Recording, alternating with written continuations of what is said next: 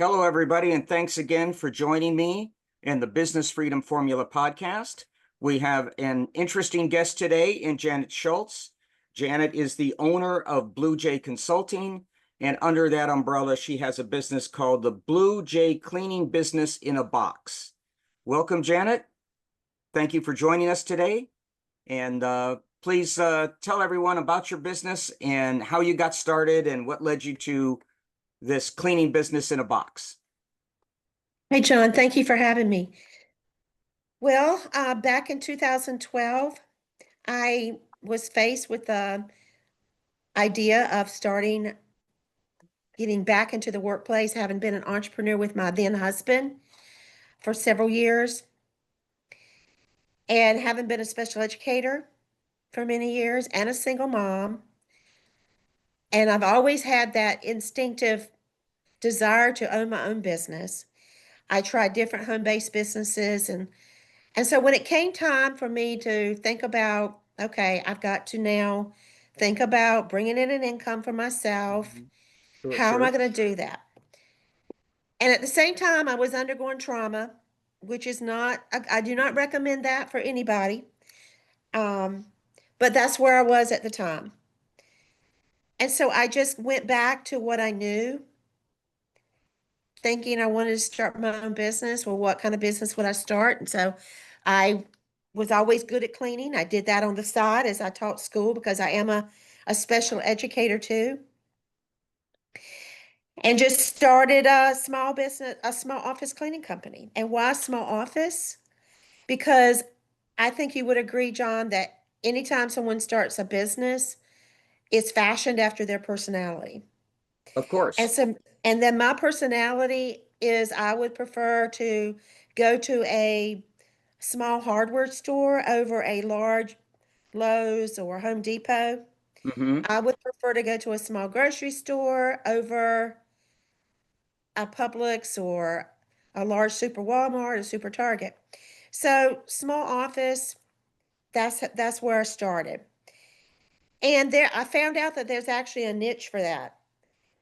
A lot of small owners, business owners, they aren't what large cleaning companies seek to clean because they are small. So we found a niche in that. And I have to say that I grew very fast because I would send out, I guess cries for help and emails to my friends when, was I needing, work, trying to get work to come in. And they could read between the lines and they could see that Janet's going through a hard situation. She's struggling right now. So they all rallied around me and I was able to get work very quickly and I grew very fast. So fast that I could no longer clean myself, do all the work myself. So I started needing to bring in employees. And that has a problem, all of its own, finding people that will clean to a process because in the very beginning, John was developing processes and I broke them down, task analysis, because I'm a teacher and I guess once a teacher, always a teacher. And even though I wasn't in the classroom, I was still teaching. I was still using those skills. Sure. And so 2 years into it, with finding people that weren't reliable, weren't dependable, and wouldn't clean to a process, didn't come with a preconceived notion or attitude, that they knew how to clean, that they weren't as teachable as they needed to be. Sure. That I began, it was a lot of frustration at that time. And I just cried out, where are those employees? They've got to be out there. And it just came to me in an epiphany that I needed to look at people on the spectrum. And when I was teaching in the classroom, I always gravitated to people on the spectrum and they to me. We just tended to get each other. Okay. And so they had the skill set that I was looking for in an employee base. And they, on the other hand, were looking for jobs because they are very highly employable, but have a very high unemployment rate. And Sure. so, therefore, began the marriage of Janet Blue Jay, blue for autism awareness, which initially was the color of clean, Okay. and J is for Janet, my name. So it has no reference to the bird. So Okay. that's the story behind how that all came to be. And it became a journey from 2012 to 2021 when I sold the first Blue Jay in my area in North Carolina.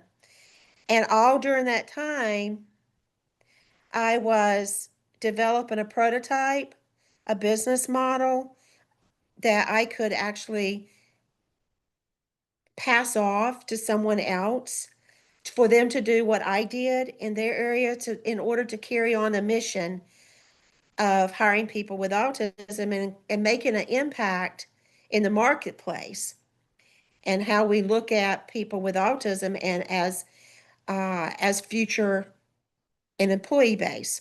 Okay. So it was for the most part, every single one of those who came through the Blue Jay ranks, that was their very first job. We became also a place of safety for them. And I'm a social business, a business for profit Mm-hmm. that addresses a social need, Sure. which is the high unemployment rate of those on the spectrum. Right. And so because I was a special educator, I understood them. And that was an advantage that I had. And so they would come in, that being their very first job, not knowing what it is to how to relate to an employer like myself and how to be an employee, how to be a team member, Mm-hmm. all the things that grow into. So we would do on the job training. We do all the training ourselves. And we did job shadowing as a means to interview because being one of their challenges would be the social communication aspect. And so Sure. their best self may not be presented in a one-on-one interview, but yet on a job shadowing where they would follow a team member and I get to see, and that other team member get to see how they take instructions, do they take initiative, which is a big one, Right. how well they're able to do it independently, and others, skill sets that we're looking for. And generally speaking, after the two job shadowings, they either make it or they aren't ready. Okay. And some of the reasons they're not ready would be socially Right. I can see and that. behaviorally. And Okay. behaviorally, they may not have that behavior in check that is necessary. They may need some years on them before they're ready. Okay. So it becomes they become involved in mentoring. And so if I could just give some inspiring stories, because that's really what matters. It could be a great idea, but does it work? Sure. Is it a good concept? Well, I have a lady that 5 years ago met me at a conference, an Autism Society of North Carolina conference, where I've been talking this up for a long time. Okay. As even during the time period that I had my cleaning company, I was talking it up, the idea, but it never took traction until last year, almost a year ago, when this lady who had met me at this conference 5 years ago called me up. She had kept my card and said, "I'm ready." She said, "My son is out of the school system. He's out of the system now." And that becomes a big problem, John, because these children that are diagnosed, they become adults. Sure. They grow up. And then what's next after high school? Right. And so I believe in creating your own opportunity. So try not to ramble and try to stay focused. And I'm looking to you to help me with that, John. Um, but she called me up and she said, my son, Tashawn, has a job at the hospital, but he lost his job. They just don't understand him. And that's one of the things, too, about people with autism. They are generally often misunderstood I can because see that. it is like a parallel track of thinking. Okay. It's not necessarily wrong how they think. Right. We think in this perspective, they think in this perspective. It's parallel to one another. And that's how we look at it. And so she said, I'm ready. She's a librarian in a nearby town, and she's looking to leave a legacy for her son. And so he's high functioning, and they are doing this as a family, All right. and they're going to start. Well, that's great. Janet, one of the things you pointed out in this is you mentioned something about the business is shaped by the owner's personality. Okay. And I've always looked at that as when someone starts a business, whatever their attitudes and habits are is actually what creates the business culture. And that gets passed I on can to agree other with that. employees. And sometimes it's not a good culture. Sometimes as a business grows, that culture needs to be changed. And anybody who's done anything knows change is the scariest word at work. We're going to change some things around here and everybody panics, even though they even haven't heard what it is yet. Instead of looking at it as opportunity. So that caught my attention when you said that, because a lot of people don't think that through. They don't understand that. Janet, I mean, the fact that you're doing basically a social business is phenomenal. And I don't know anybody on the spectrum. I've met people who are, and I know how difficult it is sometimes to work with and those people. A lot of it is because like you said, their thought process is different. It's not bad, it's not wrong, it's just different. My own background is as a computer programmer, so my thought process is generally step-by-step linear. You do this, you do this, you do this, you do this, you do this, because that's the way you write code. That's probably why I became a programmer. It's Yeah. it. But not everybody thinks that way. And you have to be flexible for a lot of that. But, Janet, one of the things I wanted to ask you is, are there any tools or systems you've used in developing your business? Now, I know you mentioned that you developed procedures for cleaning. Yes, and that draws from my special ed background. Mm-hmm. I knew in the beginning that I wanted this business somehow to be something duplicable, Right. that a business model that someone could duplicate. I did not know at all, John, what that would look like or how it would be developed. Mm-hmm. So in the very beginning, I wrote these systems down, Sure. like and I broke them down into task analysis, step by step, how you clean a bathroom, how you clean a break room, or how you wash a window, how you clean a sink. Every little detail is broken down so that it worked perfectly in my case for people with autism, because they are so detail driven and they are step by step, and because they needed to develop a routine, Mm-hmm. which kept us consistent, which is a big need that small business owners that have offices, that is a gap in the cleaning business world, that cleaning companies are consistent. They may start out really well in the beginning, but after time, it becomes boring. Sure.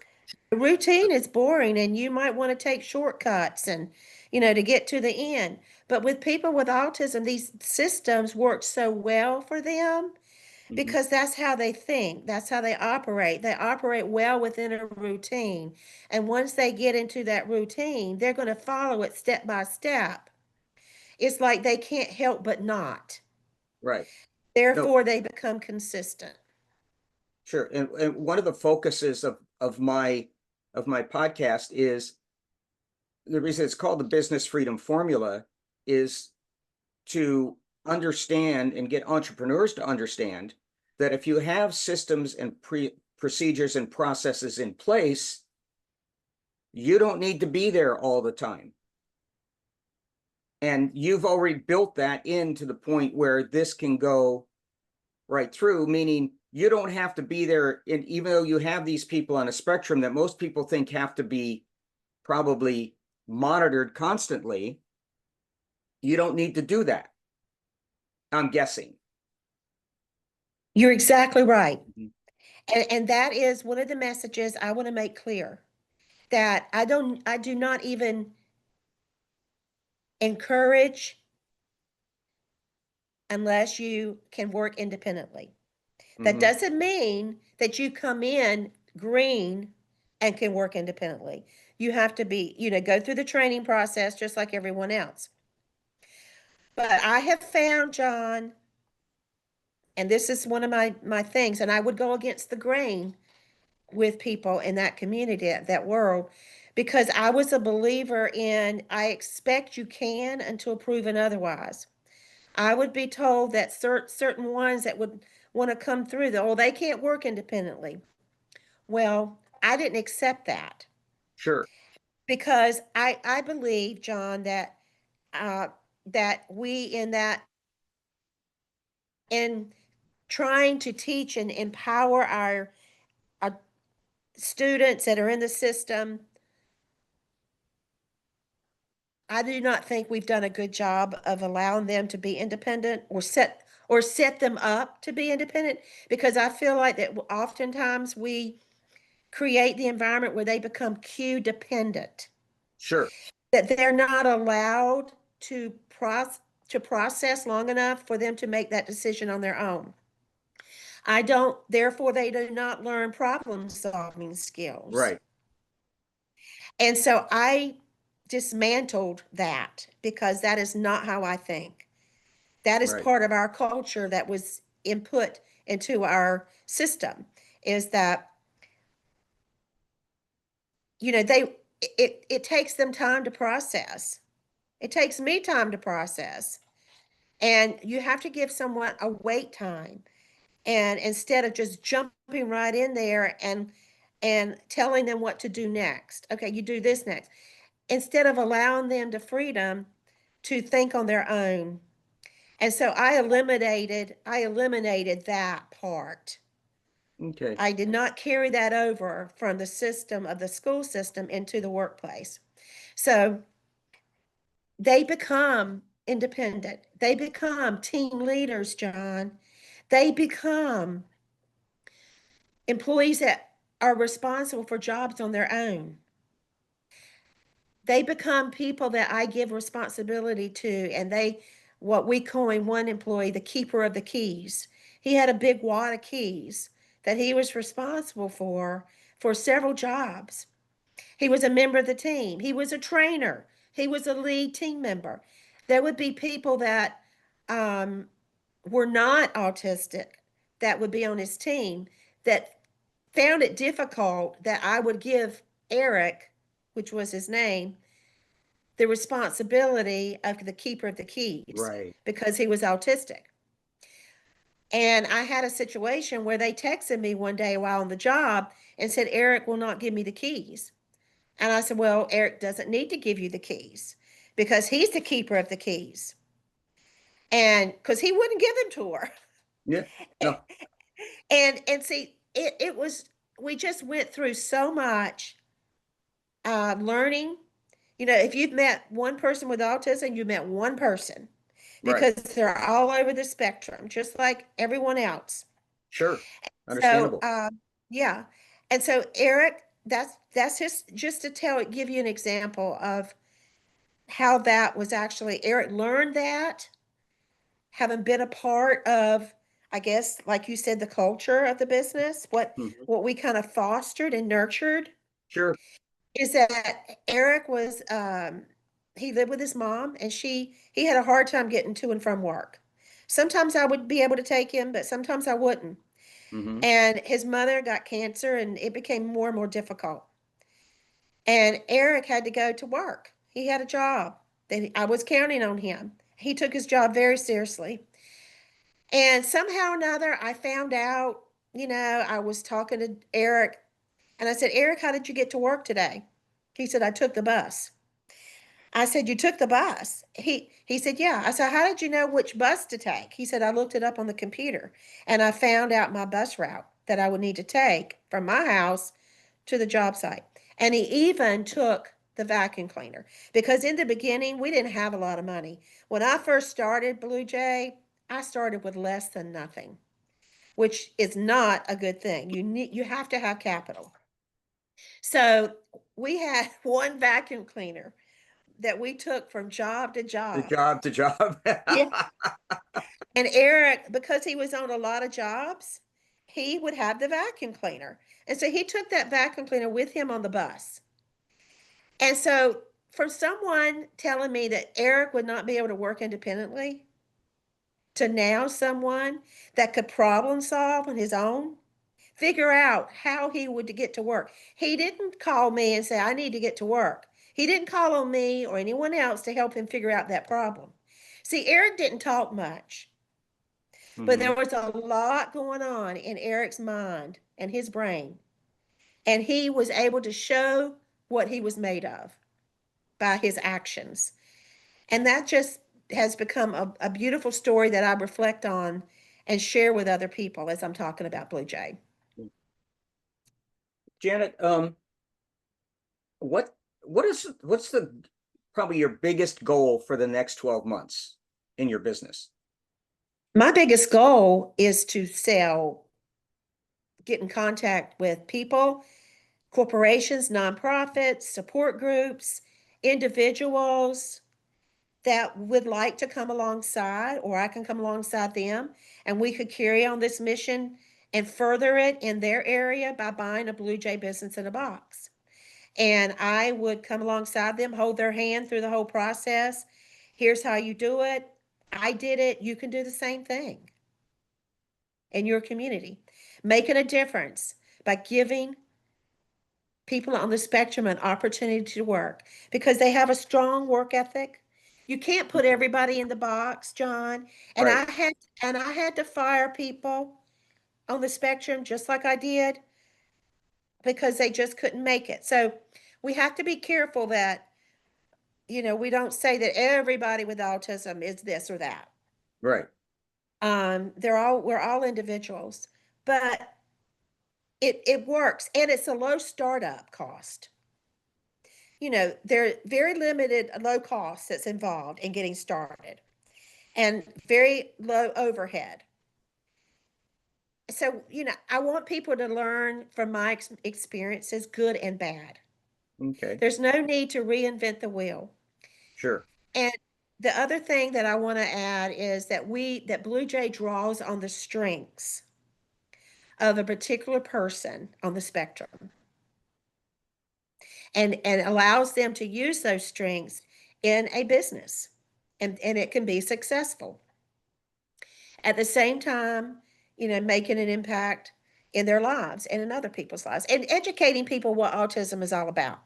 Because we would have to, at times, be cleaning while our clients were at work. Sure. And we became family, that Yes, they got to see what it would interface and communicate with people with autism.